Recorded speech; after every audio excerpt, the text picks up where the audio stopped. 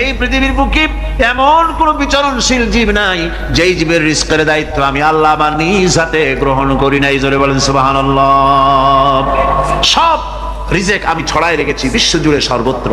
আল্লাহ পাক বলছেন فَلْيَنْظُرِ الْإِنسَانُ إِلَى طَعَامِهِ أَنَّا صَبَبْنَا الْمَاءَ صَبًّا ثُمَّ شَقَقْنَا الْأَرْضَ شَقًّا فَأَنبَتْنَا فِيهَا حَبًّا।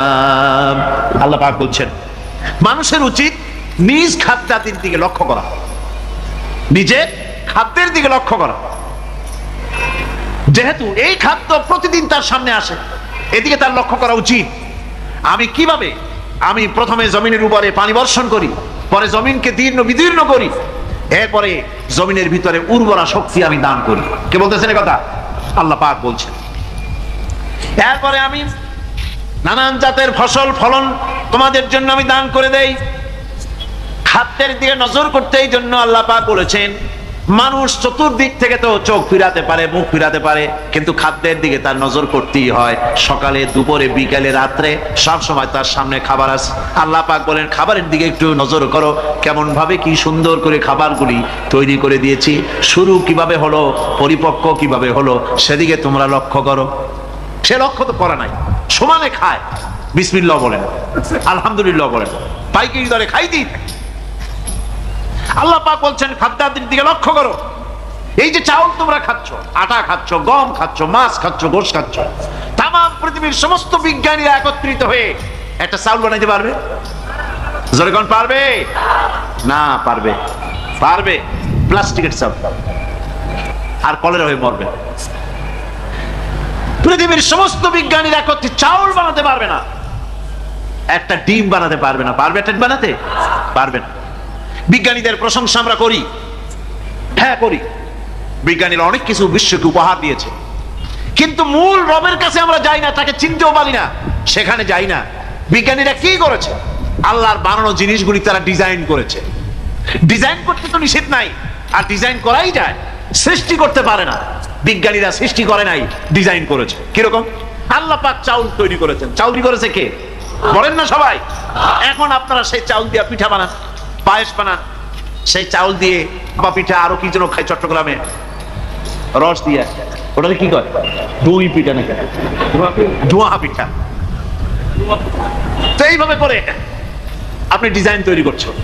আটা দিচ্ছে, আল্লাহ পাক আটা তৈরি করেছেন, গম দিয়েছেন, এই আটা দিয়ে গোল গোল্লা তৈরি হচ্ছে, এর দ্বারা রুটি তৈরি হচ্ছে, এর দ্বারা অসংখ্য রকমের সিমাই টিমাই ইত্যাদি দিয়ে, লাচ্ছা সিমাই, নানান রকমের সিমাই আপনি ডিজাইন করার অসুবিধা নাই। আল্লাহ তৈরি করা কাঠ দিয়ে ফার্নিচার তৈরি হচ্ছে, টেবিল হচ্ছে, গোষ্ঠী শুদ্ধ হচ্ছে। আল্লাহ তৈরি করা লোহা দিয়ে মাইক হচ্ছে, স্ট্যান্ড গান হচ্ছে, ব্রেন গান হচ্ছে, তারপরে প্লেন হচ্ছে। তাহলে আমি বলতে চাইলাম, বুঝাতে চাইলাম, সমস্ত জিনিস এর স্রষ্টা কে? জোরে বলেন কে? বিজ্ঞান শুধু এগুলি এক জায়গায় করে অ্যাসেম্বল করছে, এগুলিকে এক জায়গায় করে এক একটা রূপ দিয়েছে।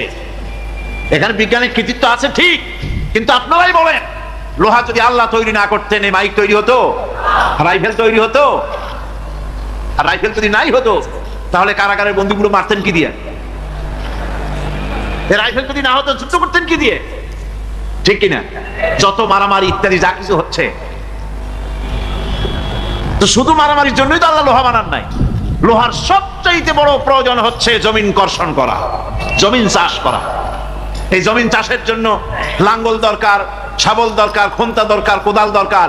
এই লোহার দাম কেউ আল্লাহ পাক এত লোহা বেশি দিয়েছেন, যার জন্য লোহার দাম কম। সোনা কম দিয়েছেন যেহেতু সোনার প্রয়োজনীয়তা কম, লোহার প্রয়োজনীয়তা বেশি, এই জন্য লোহা বেশি দিয়েছেন, দামটা কমে গেছে, যার জন্য আপনার আমার জন্য কিনে ব্যবহারটা সহজ হয়েছে। কথা ঠিক কিনা বন্ধুগণ?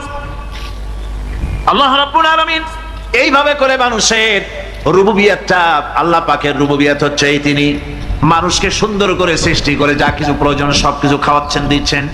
সে আল্লাহ পাক প্রশ্ন করছেন, কুল মান ইয়ারযুকুকুম মিনাস সামাই ওয়াল আরদ আম্মান ইয়ামলিকুস সামআ ওয়াল আবসারা ওয়া মান ইয়াখরুজুল হাইয়্যা মিনাল মাইয়িতি ওয়া ইউখরিজুল মাইয়িতা মিনাল হাইয়্য।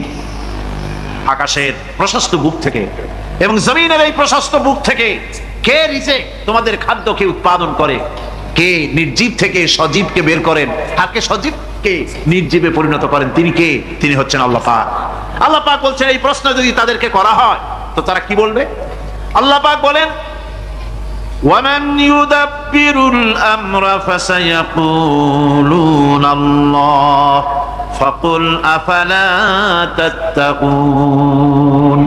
হে নবী, এদেরকে প্রশ্ন করুন, এদেরকে যদি প্রশ্ন করা হয় এই পৃথিবীর সুন্দর পরিচালনা পদ্ধতি কে করেন, তাহলে তারা এক কথায় বলবে, নিজের থেকেই বলবে আল্লাহ। কে করছেন? সবকিছু আল্লাহ। আল্লাহ পাক বলেন নবী তাহলে তাদেরকে বলেন এ কথা জানার পর, এ কথা বোঝার পরেও কেন তারা ঔদাসীন্যতা দেখাচ্ছে, কেন তারা গাফিল হয়ে যাচ্ছে, কেন তারা আল্লাহ পাককে ভয় করে তার পথের অনুসারী হচ্ছে না?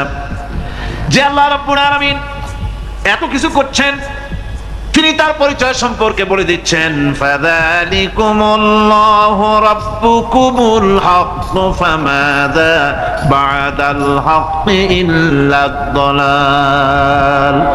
নিশ্চয়ই এসবের মূলে রয়েছেন তোমাদের রব, আমাদের আল্লাহ, আমাদের রব। সুতরাং উজ্জ্বল সত্য প্রকাশিত হওয়ার পর গোমরাহি ছাড়া আর কিছুই বাকি থাকে না। সুতরাং যারা সত্যের পথের অনুসরণ করতে চায় রবকে চিনতে হবে, আল্লাহ পাককে জানতে হবে এবং তাকে অনুসরণ করতে হবে, তাকে রব হিসাবে চিনতে হবে।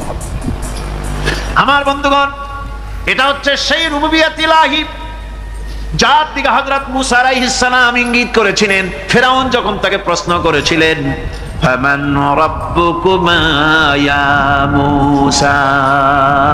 হে মূসা, তোমাদের দুজনের রব কে? তোমাদের রব, তোমাদের প্রভু কে? তিনি জবাব দিলেন, রব্বুনাল্লাযী আ'তা কুল্লা শাইইন খালকাহু সুম্মা হাদা। রব হচ্ছেন আমাদের তিনি, যিনি নাকি আমাদের প্রতিপালক, আমাদেরকে সৃষ্টি করেছেন এবং আমাদেরকে হেদায়েত দিয়েছেন, সঠিক পথের দিশা দিয়েছেন। এখানে হেদায়েত হচ্ছে, এখানে হেদায়েত শব্দের অর্থ হচ্ছে সৃষ্টি শুধু করেন নাই, তাকে চলা, তার খাদ্য অনুসন্ধানের, তাকে বেঁচে থাকার সবকিছুর উপকরণ